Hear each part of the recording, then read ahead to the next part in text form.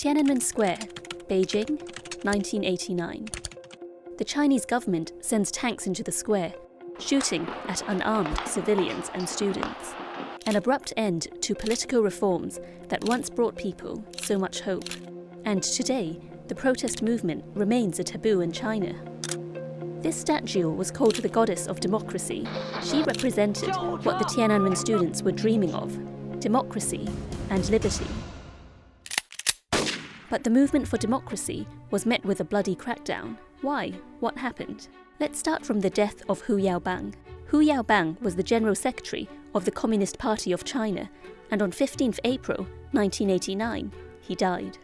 Hu Yaobang was seen as a liberal. He was loved by the people. College students pour onto the streets to mourn his passing. Soon, mourners become protesters. They turn Tiananmen Square, the country's symbol of sovereignty, into a hub of dissent and protest. They want a crackdown on corruption. They want freedom of press. They call for an awakening to reform and progress in China. Going to march, Tiananmen Square. Why? I think this is my duty. In the 1980s, the old communist states are beginning to open up.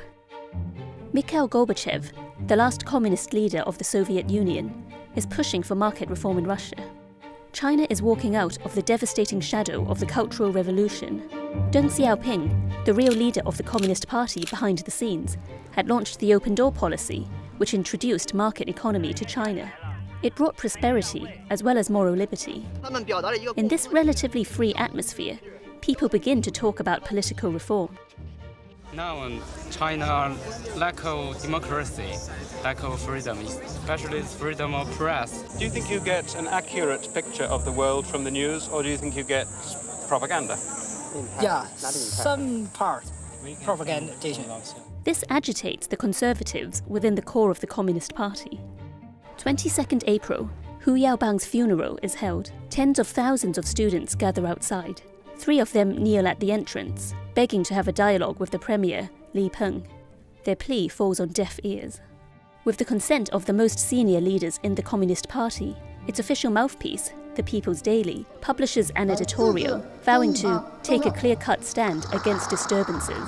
In the Cultural Revolution, the term labelled anyone against the government as a danger to society that needed to be purged.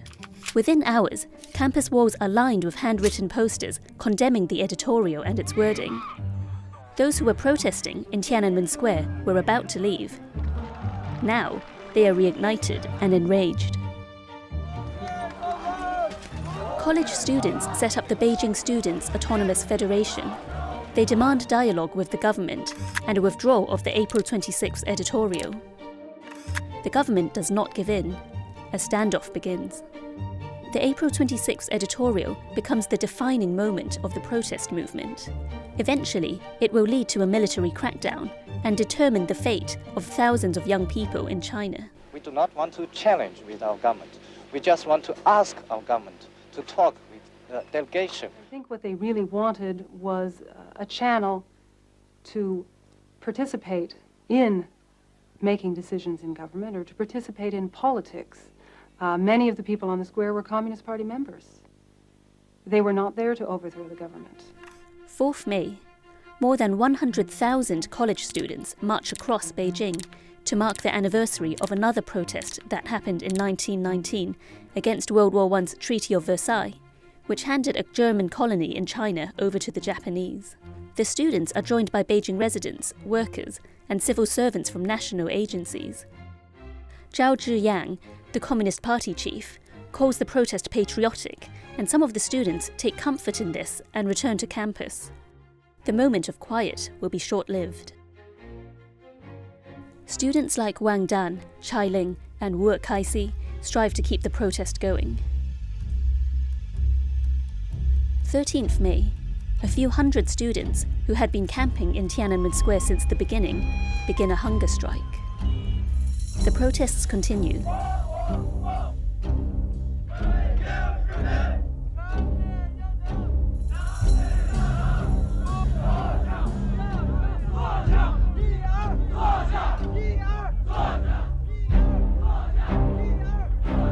5 days into the hunger strike, some students begin to faint. Men and women across Beijing, one after another, rush food and drink to them. People go onto the street, this time to show their support for the starving students. Mid-May, a month in, and things begin to get complicated.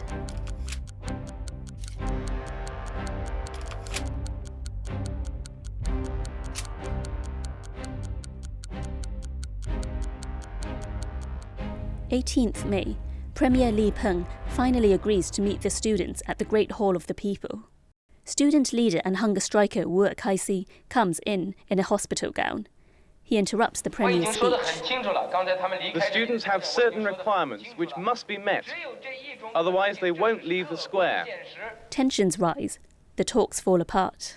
这个还傲慢无比，而且然后这并不是关键一点。我们绝食的目的是要对话呀，但是这不是对话呀，是训话呀。所以在这种情况之下，要注意，我当时虽然是打断了他，然后回答了他的话，但我是够客气的。4 a.m. 19th May. Without any notice, Zhao Ziyang, the Communist Party chief who had comforted the students weeks earlier, comes to the square and asks the student to stop their hunger strike. His plea doesn't work. 20th May, the students ignore a newly imposed curfew in Beijing. For the next few days, Tiananmen Square becomes an island of liberty.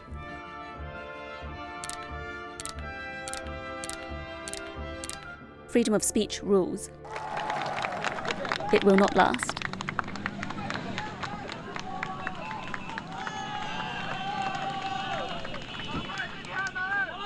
"9:50 p.m., 3rd June. Beijing's municipal government tells people to stay away from Tiananmen Square for their own safety. What the public doesn't know is that hundreds of thousands of soldiers are assembled on the outskirts of Beijing. They are waiting for the order to charge, to enforce eviction. 200,000 soldiers move into the square from different directions.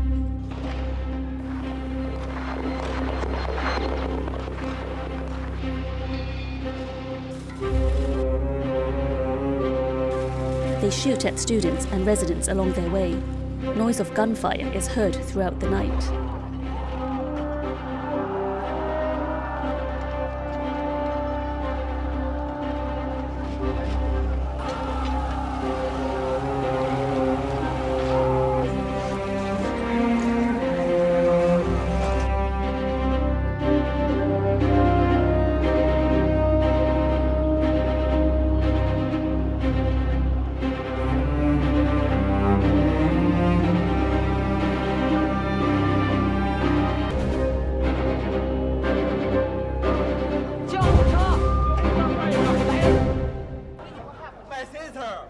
Sit at my cabin, my room, but the bullet come from the glass.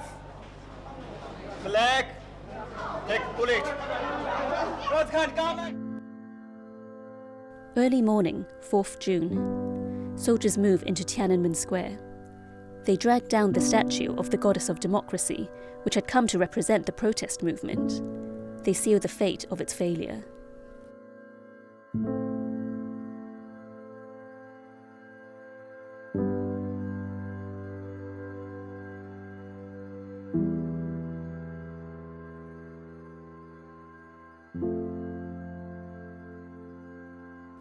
No one knows the death toll, even today.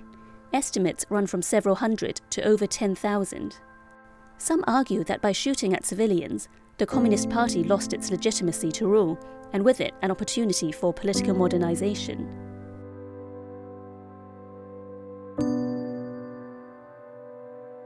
Others believe the crackdown brought stability to China, a price it had to pay to secure economic progress and to maintain the status quo. 30 years on, it is still impossible to openly mark the anniversary in mainland China. Vigils are held every year in Hong Kong, attended by tens of thousands. But people are still seeking the truth, and the effort to hold those accountable for the bloody crackdown continues.